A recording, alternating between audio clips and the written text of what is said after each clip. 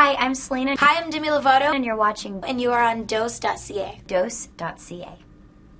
Once upon a time, there were two very different girls. A princess from a small kingdom and a girl from a small town.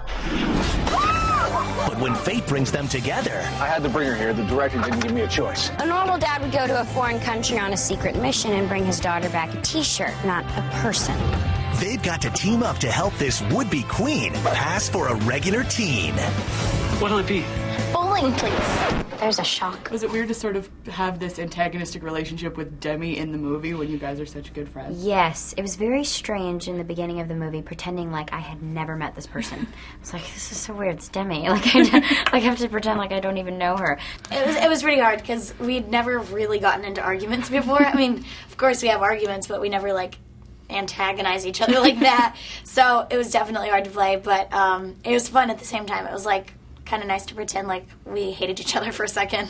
So that was a little hard, but all the stuff that Demi and I are laughing and having a good time, all that stuff's genuine, which I think is really fun, that we can capture those real moments. Well, and you've spoken out against the bullying that you've dealt with earlier in your life. Was it hard to be the one antagonized in this movie? There was a scene, actually, where I had frozen yogurt spilt on me, and the director was like, you know, just go to that place where you used to be. It was basically where the popular girls put me in the frozen yogurt place to pull a prank on me, and they unplugged something and it went everywhere. And then I was embarrassed by all the other teenage students. And when I shot that scene, it was very, very emotional for me because it was a crying scene. But when the director yelled cut, I couldn't stop crying. So it was definitely like a day where it just got a lot out emotionally. And even though I was covered in frozen yogurt, the director just gave me a huge hug. And it was, like, so nurturing of her. She was such a great director, but it's definitely hard. Paparazzi are following you and people gossip about you. How do you have a private life when people are always focused on what you're doing? I still think with all the press and with people following me, I still like to say that I'm still private, and I still feel like people don't really know me. I mean, there's only so many shots you can get of me, you know, getting coffee or shopping. I don't think that's everybody in the world, so I don't really think I would say that.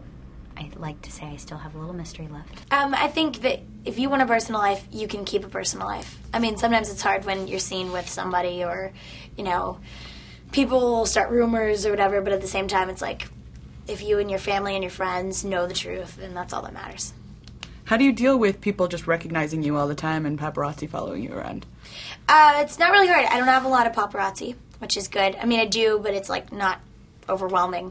But, you know, you just learn how to deal with it. And also, like, with friends, you know, or people recognizing me, it's still strange, and I'm still awkward with it. But I'm managing. Like, it's just kind of weird, you know what I mean? It's kind of like... Yeah, it's definitely weird to, like, walk into a place and then people know who you are. It bums me out because I am only 16, and I didn't really get into this industry for people being interested in who I'm dating. I love what I do, and I love my job, so I always try to focus on that more, and that does kind of bum me out that people have lost that and care more about who I'm friends with. What's the weirdest fan experience that you've had? Okay. One time I went to the movies and there was no one in the theater, and I sat down by myself and my friend Jennifer. A kid bursts into the room and says, "Selena, I'm coming to talk to you," and like runs up to me and tries to kiss me and says, "My brother wanted me to give you this," and I'm going, "Whoa, hang on, what are you doing?" And it was so cute because he was like, "Oh, well, I'm just a fan," and I go, "Okay, but I'm not gonna kiss you." That was probably the weirdest. It was sweet because he was only 11, but I was like, well, okay, you're very, very forward for an 11-year-old. There was one time where, like, this man walked up to me and was like, "Demi," and I was like, "What?" And he was like, I was like, "Hey, how's it going?"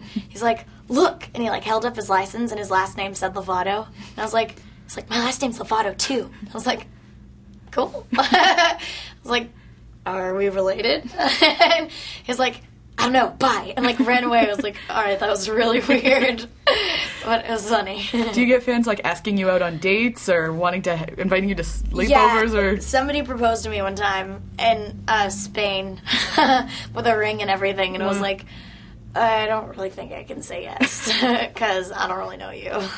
What do you think is going through these fans' heads? Like, do they actually think you'll go, oh, okay, then I guess we're dating now? Right. Well, the thing is I try to make myself very relatable to my fans because I love making YouTube videos. I love Twittering. I do all the teen stuff. So I like to feel very open, and I like for my fans to feel like they can approach me and take pictures and stuff. I don't want to ever feel like I'm not available. Mm-hmm. So I think maybe that's what kind of happens. I think I'm their best friend, which is good, but I'm not going to kiss my best friend. Well, I'm sure that, like, when he proposed, it was a joke, obviously. But I think that, sometimes you do meet fans and you become friends with them. So who knows? Well, since you work so hard, do you ever worry that you're missing out on a childhood, or is it jobs like this where you realize that you can have both?